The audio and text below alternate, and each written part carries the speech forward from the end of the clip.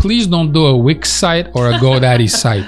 This is a nightmare. You're not gonna sell. You're not gonna do volume. Don't do those because those are not really e-commerce platforms. What if, John, we're talking about a really small business, you're making a few $100s. Again, Sure. I'm a single mom, or Sure. I'm a dad that has a second job. Yep. And I'm trying to make some extra change. Mm-hmm. Which platform do I use then if I want to, let's say, do a couple of $1,000s a month? Sure. Well, again, a lot of these serve different purposes. So, and it depends if you're looking to scale long-term or not, and if you're looking to do these migrations.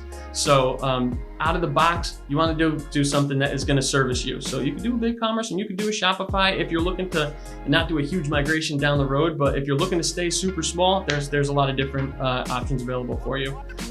There's the guides that we put on our website that could show you, or you could give us a call, or you could check out other ones like BigCommerce, Shopify, and the other ones. You have BigCommerce, Shopify, you have Volusion, you have 3D Cart, you have Niva. They changed it to Ship4Shop. Mm-hmm. The only one that I don't want, please don't do a Wix site or a GoDaddy site.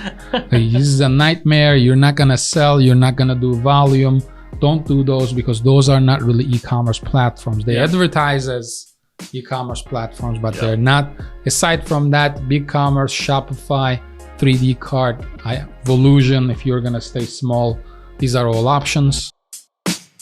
Thank you for watching this video. Subscribe to our channel for more videos on marketing, e-commerce, custom development, and much more.